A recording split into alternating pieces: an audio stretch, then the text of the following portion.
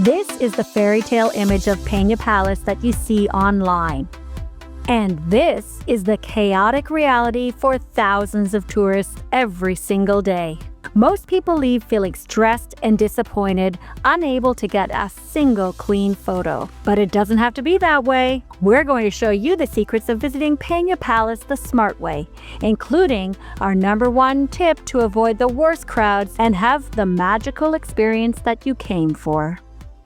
Located just outside of Lisbon, its fairy tale castles and colorful towers have attracted visitors from around the world. A few short years ago, Sintra was relatively unknown, seeing only a handful of travelers. But the word is out now, and even during the shoulder season, the crowds are fierce. The small streets of Sintra are packed with cars, and the famous palace sees 400 visitors every half hour who weave their way through the halls in a cramped but orderly fashion.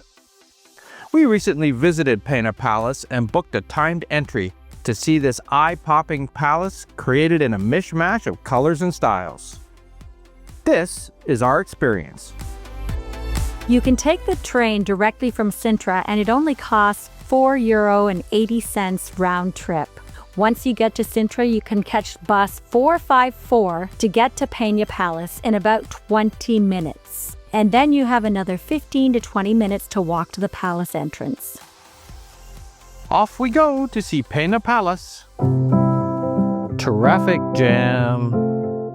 So traffic in Sintra is crazy. So I recommend getting a tuk-tuk. It's a fun way to get up to all of the attractions. And you can weave through traffic a little bit better, I think. You can walk, take the bus, taxi, or Uber up to Pena Palace. Parking is nearly impossible, and traffic is terrible. Unfortunately for us, our Uber kept getting delayed and canceling, so we had to hop on a tuk-tuk that cost us €40. Yes, €40 to make it up in time for our timed entrance. It takes more than 30 minutes to get there from the city center due to the traffic, and then it's another 15-minute walk, so give yourself at least an hour or more. Our driver actually told us she spent 2 hours in traffic the other day, so I guess we were lucky. Ubers cost €7, but they don't like to go up as traffic is so heavy. We just barely made it for our timed entry. It took 35 minutes to get up here on a tuk-tuk, which cost us €40. If we waited for our Uber, we wouldn't have made it. And then we got dropped off and had to run up for a 15-minute walk. It was already 20 after. We made it up here in 7 minutes. We ran. I'm exhausted. But we got our timed entrance at the Sintra Palace. Okay, this crowd is huge. And then I just read that they allow 400 people every 30 minutes. And if you are 5 minutes late, you don't get to come in. If you are early, you don't get to come in. So make sure that you have walked through the gate a good half hour at least before your entry time, and then you can come up to the palace for your timed entry. So you can go into the gate anytime on the day of your ticket if you want to stroll around, which I wish I knew. Something I didn't realize, I thought I couldn't get onto the grounds until 4:30. So that's why I just was coming for 4:30. If I would have not got here early, I would have not got my timed entrance. We're just standing in line. We haven't even got into the palace yet. I have my 4:30 timed entry, and I guess we'll get in around 5. And apparently I'm in line the entire way through. So I wanted to do this. I didn't want to skip it, but I just really wanted to see what it was like, because you never know until you go.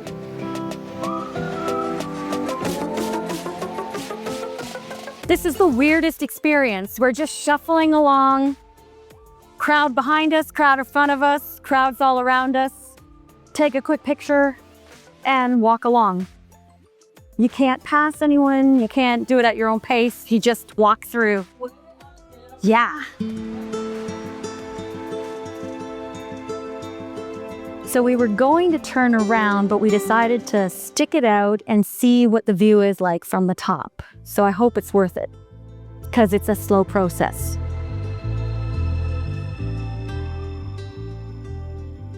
We bought our timed entry tickets in advance with Get Your Guide for €14, which let us skip the line to purchase tickets, which can also be very long. Once inside, we weaved our way through the different rooms that date back to the 1800s to the 1900s. We chose the end of the day time slot, which is less busy than the rest of the day. It was still jam-packed, but once we finished inside the castle, the crowds outside were a little less than expected.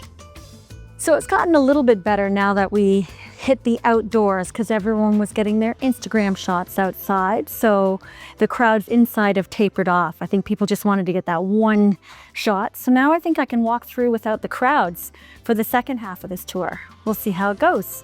The latter half of the tour was much better as a lot of the crowd gave up and went outside for their Instagram and TikTok photos. So Dave and I continued to see the different rooms ranging from the days of King Ferdinand in the 1800s to King Carlos and Queen Amelie, who lived there until 1910.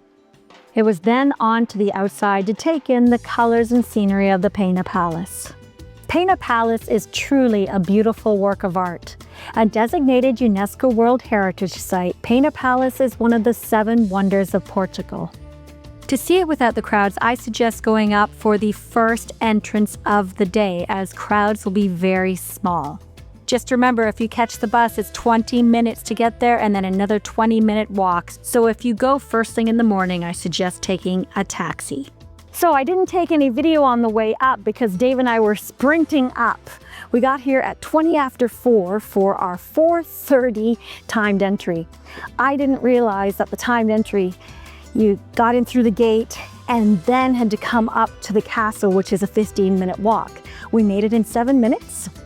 So we made it in time and got in. It's quite beautiful. It's a beautiful castle, but I do wish that they would limit it. Even if they could limit it to 200 people per half hour, it could be better. But alas, the world is becoming overcrowded, and the more we travel these days, the more we are grateful that we saw most of the earth long before the days of social media. All right, so now we have the long wait for the taxi. I don't seem to have any service here, so I can't even tell if I can walk back. So we're just gonna see what happens. It is possible to walk down, but there are taxis and tuk-tuks waiting for you out front, and they were only €5, and we found that quite reasonable. So did we find Pena Palace worth visiting? On one hand, yes, because it is truly beautiful, but on the other, it is so crowded, I wouldn't recommend going inside. I would recommend just getting access to the grounds and seeing Pena Palace from the gardens. Our most important tip is to stay more than one day in Sintra so that you can go early in the morning to all of the sites to avoid the crowds. And if you can, visit on shoulder season when the crowds will be less. And check out our next video, a guide to visiting Quinta da Regaleria. It's Sintra's mysterious initiation well, and it's well worth the visit. If you want more travel tips, make sure to subscribe to our channel because we put up new videos every week and you don't want to miss a thing. So make sure you click on that bell for updates, and we'll see you next time.